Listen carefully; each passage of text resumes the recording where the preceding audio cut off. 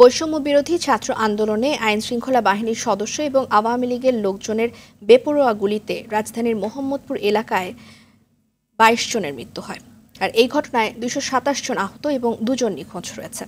বিকেলে রাজধানীর নূরজাহান রোডে বেঙ্গলি মিডিয়াম হাই স্কুলে ছাত্র জনতার গণ অভ্যুত্থানে গণসংহতি আন্দোলন কর্তৃক শহীদ আহত এবং নিখোঁজদের তালিকা প্রকাশ অনুষ্ঠানে এ তথ্য বেরিয়ে আসে।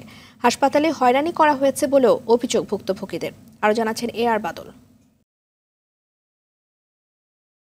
জননী কুরিয়ার সার্ভিসে কাজ করা রাজু ১৯ জুলাই মোহাম্মদপুরে আন্দোলনকারীদের মাস্ক দেওয়ার জন্য গিয়েছিল। এটা ছিল রাজুর অপরাধ। প্রাণভয়ে লুকিয়ে থাকা রাজুর খুব কাছ থেকে গুলি চালায় আনসার সদস্য। আরেকজন পুলিশ এসেও গুলি ছোড়ে। সাথে সাথে লুটিয়ে পড়ে রাজুসহ ৩ জন। রাজুর হাত থেকে ছিটকে যায় মাস্কের প্যাকেট।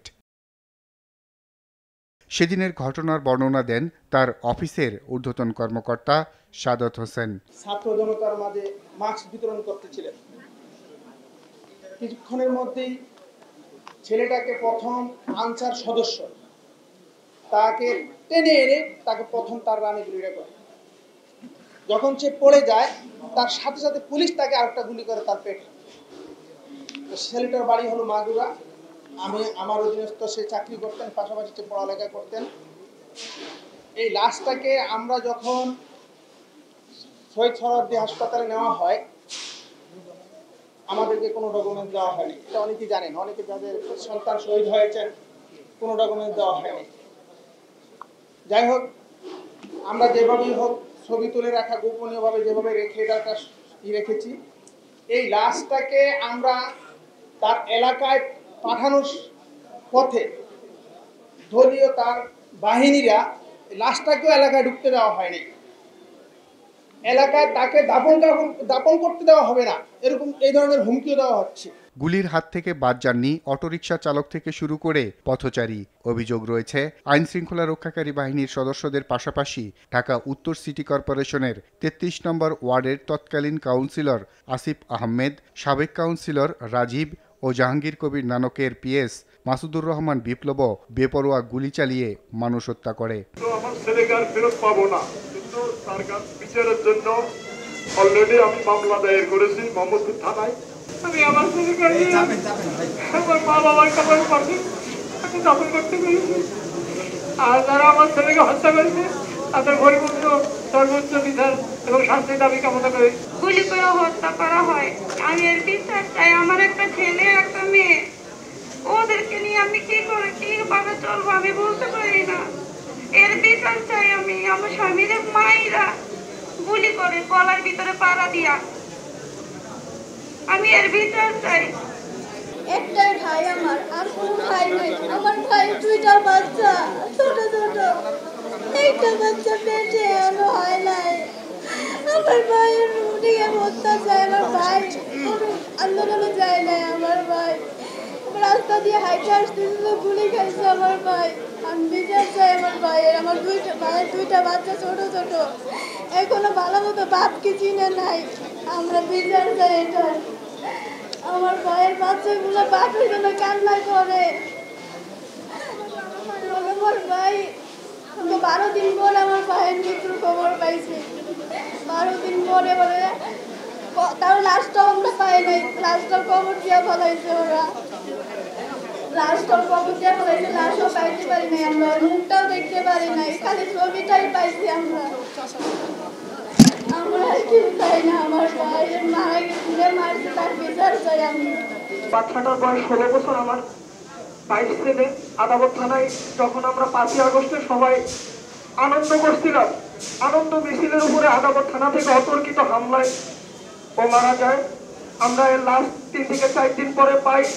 অতর্কিতভাবে তাকে গুলি করে, দেখেন কি পরিমাণ তাকে গুলি করছে এবং তাকে হত্যা করছে। আমরা যখন এই লাশ নিয়ে শহীদ সোহরাওয়ার্দী হাসপাতালে যাই, তখন ওখান থেকে আমাদের কোনো ডকুমেন্টস দেয় নাই। বলে আপনারা এই লাশ এখন পাবেন না। আমরা বলছি যে আমাদের লাশ যাতে মারা গেছে তাহলে দিয়ে দেন। না, লাশ এখন দেওয়া যাবে না, আর যদি লাশ নিতে চান তাহলে 7-8 দিন পর নিতে হবে। আমি বললাম যে কেন ভাই? এখন পরিস্থিতি খারাপ, এখন দেওয়া যাবে না। আর যদি নিতে চান তাহলে বলবেন যে স্বাভাবিকভাবে মারা গেছে। এই কোনো সরকারি দলের যুবলীগ, ছাত্রলীগ কিংবা পুলিশের কারো নাম বলবেন না। সে 4টা গুলি খায়, ময়ূরবিলা গুলি খায়, 3 রাস্তার মোচরে পড়ে ওই জায়গাতে হসপিটাল নেওয়া হয় শিকদার মেডিকেল ট্রিটমেন্টের পরে বলছে ইমার্জেন্সি নিয়ে যাবেন ঢাকা মেডিকেল। আমরা অ্যাম্বুলেন্সের জন্য নিতে পারি নাই। তারপরে আমরা মাগরিবের পরে নিয়েছি ঢাকা মেডিকেল নিয়ে ভর্তি করছি। তখন সে রাতের 11:30টায় ইন্তেকাল করেন। আপনারা আমার ছোট ভাই, আমাদের অনেক কষ্টের ছোট ভাই, আমরা যারা খুন করেছে তাদের বিচার চাই।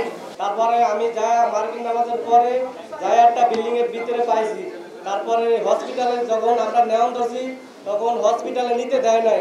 পরে আমরা নৌকা দিয়া ওই নৌকা দিয়া বসিলা নদী দিয়া আমরা তারপরে পোগলাতে নিছি, পোগলাতে রাখে নাই।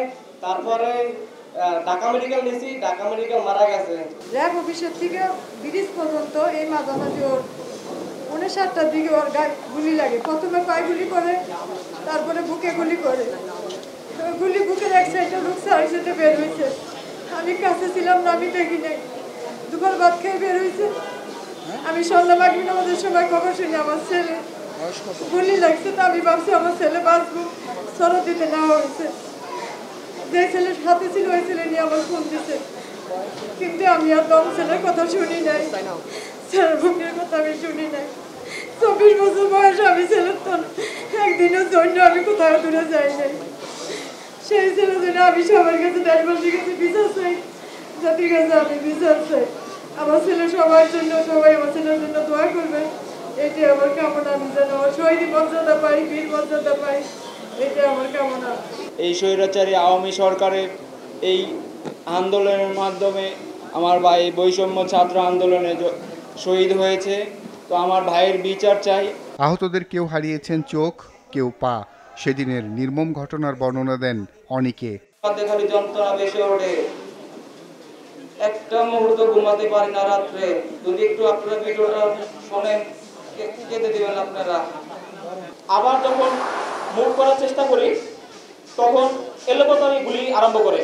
এবং এই টিয়ার সেলগুলা আমি আজকে দাবি জানাতে চাই যে যারাই পরবর্তী সরকারে আসুক, যে এইরকম টিয়ার সেল যেন কেউ কখনো জনগণের উপরে না মারতে পারে। এই টিয়ার সেল, আমি যখন একটা টিয়ার সেল পুশব্যাক করতে যাই পা দিয়ে, তখন তারা আমাকে রাবার বুলেট মারে। তখন আমি ওখানে পড়ে যাই, আমার দুটো পায়ের লিগামেন্ট ইনজুরি হয়, ছিঁড়ে গেছে দুটো রগ। ডাক্তার বলছে প্রায় 6 মাসের উপরে সময় লাগবে এবং সার্জারি করতে হবে। একজন ছাত্র ভর্তি অবস্থায় সে পড়ে আছে, রাস্তাঘাটে অনেক মানুষ ধরতে আসে না, তাকে আমি আমার রিক্সা উঠাতে যাই। সেক্ষেত্রে ওই পুলিশ আর ছাত্রলীগের লোকজন মিলে আমাকে অনেকেই ফাটল ভিক্ষা মারে, তবু আমি ভয় পাই নাই।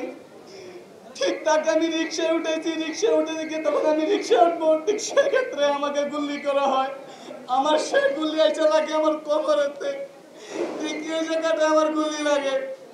ঠিক তারা গুলি করেও তারা থামে নেই, তারা ওখান থেকে এসে আমাকে ওই ছাত্রকে সুদ্ধা মেরে আমার রিক্সাটা পর্যন্ত আমার কাছ থেকে ছিঁড়ে নেওয়া হয়। তারপর তারা নিয়ে যাওয়ার পরে ছাত্রলীগ চলে যায়, আমাকে মারধর করার ছাত্রকে। ওই ছাত্র ভাইরা এসে আমাদেরকে মেডিকেলে নিয়ে যাওয়া হয়। কিন্তু দুঃখের কথা আমার একটাই, কোন মেডিকেলের পপুলার মেডিকেলে ঢুকতে দেয়নি, কোন হাসপাতালে ঢুকতে দেয়নি। আমি সেটার প্রমাণ, আমাকে আমার বউ আইসা সিটি কলেজের সামনে থেকে এসে নিয়ে যায়। নিয়ে যাওয়ার পরে শিকদার মেডিকেল যাই আমি। শিকদার মেডিকেল আমাকে ডাক্তারে বলছে আজকে তো শুক্রবার, আমাদের মেডিকেল বন্ধ, আপনার এগুলি যদি 6 থেকে 7 ঘন্টার ভিতরে না বাইর করা হয় আপনার খুব ক্রিটিক্যাল অবস্থাতে আপনি চলে যাবেন। তারা আমাকে বললো আপনি পঙ্গুতে অথবা সরার দিতে চলে যান। তাদের কথা মতে আমি পঙ্গুতে চলে গেছি। কিন্তু পঙ্গুর ডাক্তার তারা মানুষ না, তারা একজন কাজের চাদর। তারা আমাকে বলছে আপনার এগুলি 15 দিন পর বাইর করতে হবে, বাইর করা যাবে না। কিন্তু শিকদার মেডিকেল ডাক্তার বলছে আমাকে 6 থেকে 7 ঘন্টার ভিতরে বাইর করতে হবে, তাহলে আপনি বাঁচবেন না। কিন্তু ভাই আমি তো একজন মানুষ, রাস্তাতে একজন রক্তাক্ত মানুষ পড়ে রয়েছে, আমি তো তাকে বাঁচাতে গেছি, আমার তো কোনো অপরাধ নাই তাতে। সে তো একজন মানুষ, আমি তো একজন মানুষকে বাঁচাতে গেছি, আমি তো কোনো আন্দোলনে যোগ দিই। তারা কিভাবে আমাকে গুলি করা হলো, আমি তার সত্য বিচার চাই। আর বিশেষ করে আরো বিচার চাই যারা হাসপাতালে যে গুলি খাওয়াতো রোগীরা ঢুকতে দেয় নাই, আমি হাসপাতালের সত্যতে সবার আগে বিচার চাই। কারণ আমাকে যে অপরাধ করা হয়েছে আমি তার একটা প্রমাণ। আমাকে পঙ্গুতে ফিরে দেওয়া হয়েছে। শেষ মুহূর্তে আমি গ্রিন রোড কম্পাউন্ড হাসপাতালে গেছি, যাওয়ার পরে ডাক্তার আমার এক্সরে দেখে পঙ্গু থেকে যে ওষুধগুলো দিচ্ছে সবটি ওষুধ বাদ করে দেওয়া হয়েছে। তারা আমার কিসের ওষুধ দেওয়া হয়েছে যে কম্পাউন্ডার ডাক্তারের সবটি ওষুধ বাদ করে দেওয়া হয়েছে আমার? তারা কি আমাকে ভালো করার ওষুধ দিচ্ছে না মারার ওষুধ দিচ্ছে আমি এখনো বুঝতে পারতেছি না। সেই ডাক্তারও বলছে আমার অতি তাড়াতাড়ি করে অপারেশন করার জন্য। তখন আমরা ডাক্তার রবিবার হাসপাতালে গেছি, যাওয়ার পরে ডাক্তার মঙ্গলবার অপারেশন করা, সোমবার আমার অপারেশন করতে হওয়ার কথা ছিল, ওই ডাক্তারও আমার অপারেশন করা হয়নি। লাস্ট মুহূর্তে মোহাম্মদপুর ট্রমা সেন্টার আমার অপারেশন করা হয়েছে। ডাক্তারে দেখে যে পায়ে আপনার মনের বৃদ্ধ আছে, আপনি বাইসে আছেন। এমন জায়গায় গুলি লাগছে আমার বাইসে থাকার কথা না। আমার বাপ মা দয় মনের বৃদ্ধ হয়, যে ছাত্রকে আমি বাঁচাতে গেছি তার মা দোয়া ছিল দেখে আমি বাইসে আছি। আমি একটাই কথা বলতে চাই, আমি তার সত্ত্বে এক প্রমাণ বিচার চাই। দিয়ে বের হয়ে যায় এরকম ভাবে তারা গুলি করে। আমার পাও ভেঙে গেছে এবং আমার হাতের, আপনারা দেখতেছেন আমার হাতের রগগুলা ছিঁড়ে গেছে, আঙ্গুলগুলা ঝুলেছিল এইভাবে। এখন আমার হাতটা আপনারা দেখতে পাইতেছেন এবং আমি ডান পায়েও হাঁটতে পারতেছি না। এখন আমার চিকিৎসার প্রয়োজন। হাসপাতালে গেছি, হাসপাতাল এখন আমি যখন সরদি হাসপাতালে যাই, একটা সিএনজি করে আমার পরিবার আমাকে নিয়ে যখন সিএনজি করে নিয়ে যায় হাসপাতালে, আমাদেরকে ঢুকতে দেয় না। কিসের চিকিৎসা দেব? তোমরা কেন আন্দোলনে চলে গেছো? কেন আন্দোলনে গিয়েছিলা? বলে সরদি হাসপাতাল থেকে কি দেখলো না দেখলো আমাদেরকে বলতেছে পঙ্গুতে চলে যাও। পঙ্গুতে চলে গেলাম, পঙ্গুতেও বলতেছে এখানে চিকিৎসা হবে না, ঢাকা মেডিকেলে চলে যাও। ঢাকা মেডিকেলে যখন চলে গেলাম বলতেছে এখানে চিকিৎসা দেওয়া হবে না, তুমি ইউনিট মেডিকেলে যাও, হাসিনা নতুন মেডিকেলে যাওয়ার জন্য বলতেছে। বলে সেখানে গেলাম, সেখানে বলতেছে এখানে হবে না, আপনি ঢাকা মেডিকেলে যান। পরে আমার ভাই, আমার সাথে আরো আমার পরিবার যখন তাদের সাথে কাগজি বিনতি করে, তাদের সাথে বকন করে, তারা আমাদেরকে ভর্তি নেয়। ভর্তি নিয়ে ঠিক মতো চিকিৎসা না দিয়ে বলে আমাদেরকে বের করে দেয়।